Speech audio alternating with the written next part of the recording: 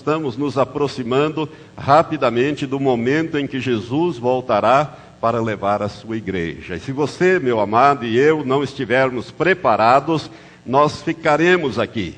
E então teremos que passar pela grande tribulação, porque ninguém mais subirá depois do arrebatamento da igreja.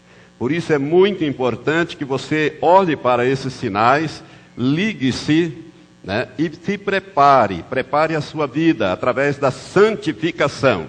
A santificação é a chave, é a limpeza diária que o Espírito Santo precisa fazer na nossa vida, moldando-nos na imagem do seu Filho Jesus Cristo, que era manso e humilde de coração.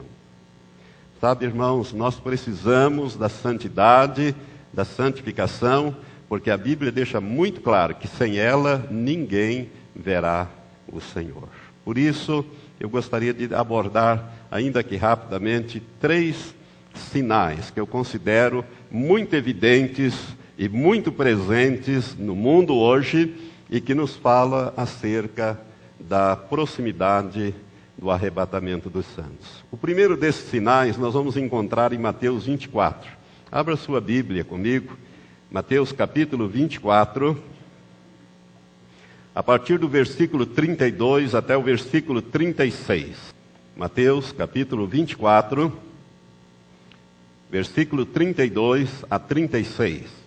Jesus falando sobre o que deveria acontecer no tempo do fim, no último sermão que ele pregou para os discípulos, e foi em particular o sermão profético, ele diz assim: aprendei, pois, da figueira a sua parábola, ou o seu ensino.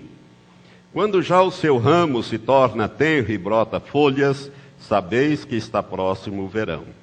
Igualmente, quando virdes todas estas coisas, sabeis que ele está próximo, mesmo às portas. Em verdade vos digo que não passará esta geração sem que todas estas coisas se cumpram. Passará o céu e a terra, mas as minhas palavras jamais passarão. Daquele dia e hora, porém, ninguém sabe, nem os anjos do céu, nem o Filho, senão só o Pai. Jesus está se referindo aqui ao arrebatamento, ao dia do arrebatamento, que ninguém sabe o dia que vai se dar esse grande acontecimento. As pessoas vão desaparecer nos 2 hemisférios, no hemisfério norte e no hemisfério sul, simultaneamente. Alguns estarão numa cama dormindo, um será levado, diz a Bíblia, Jesus fala que um será levado no arrebatamento, um será arrebatado e o outro será deixado. 2 estarão no campo trabalhando, um será tomado e o outro será deixado. E assim ele vai descrevendo que essas coisas acontecerão simultaneamente nos 2 hemisférios e em fuso horário igual. Ou seja, no mesmo instante acontecerá o arrebatamento em toda a terra. Mas o grande sinal que ele dá aqui é que nós devemos olhar para a figueira. A figueira, irmãos, é o símbolo de Israel. Esta semana Israel está comemorando 60 anos de organização, de fundação do moderno Estado de Israel. Fundado no dia 14 de maio de 1948. Eles comemoram no dia 8 por causa de diferenças de calendário, diferenças de adoção de calendário. Mas para nós seria o 14 de maio, essa semana. Não só em Israel está sendo comemorado 60 anos de fundação do moderno Estado, mas também no mundo inteiro os judeus estão comemorando.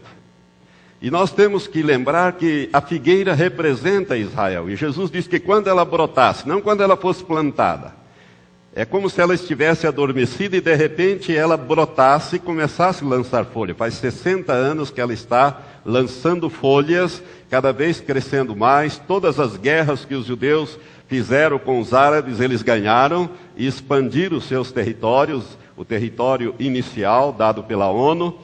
Mas Israel é a figueira. E nós precisamos olhar rapidamente ainda para a história desse povo. Os americanos, os escritores americanos, os teólogos americanos que falam e escrevem sobre escatologia, eles erram muito, porque eles colocam os acontecimentos finais muito centrados nos Estados Unidos. E não é nos Estados Unidos, é em Israel. Israel é o relógio de Deus, ele marca o tempo profético de Deus. Então nós sempre temos que olhar para esse pequenino país e esse povo tão sofrido na face da terra, para nós compreendermos a palavra profética.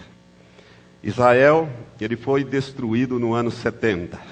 Tito, general romano, destruiu Jerusalém, destruiu a cidade, derrubou, arrasou aquela cidade, mandou que se jogasse sal sobre Jerusalém, proibiu os judeus que restaram, só restaram cerca de 100 mil, morreram mais ou menos 1.100.000 judeus no cerco sobre Jerusalém. A história conta isto, e daqueles 100 mil foram espalhados pelo mundo. E Israel viveu, o povo judeu viveu sem território, sem governo, sem bandeira, durante 1878 anos. Isso é um milagre. É um milagre que não tem um paralelo para ser comparado. Não existe outro povo semelhante a este. 1878 anos, espalhados pelo mundo, vagando por aí, sendo perseguido, massacrado. A história conta os vários massacres, e o judeu é odiado no mundo inteiro. Ainda hoje eles são odiados, e muito odiados. E toda a mídia, ela é contra os judeus. Ela sempre está contra Israel. 1878 anos. Mas no dia 14 de maio de 1948, a figueira brotou, Israel renasceu. E a partir dali é que nós temos que contar, no meu entendimento, a geração que seria a última geração. Jesus fala aqui nesse texto que não passaria, diz o versículo 34, em verdade vos digo que não passará esta geração sem que todas estas coisas se cumpram. Coisas ao que ele está se referindo? Os sinais da segunda vinda. E o mais proeminente desses sinais é a recriação do moderno Estado de Israel. Israel é um milagre, irmãos. Até mesmo na guerra da independência, Israel foi um milagre. Ele venceu essa guerra contra todas as impossibilidades. Mas Deus estava nesse negócio. Israel hoje é a maior potência militar, econômica, política, aquele pequenino país, menor do que o estado de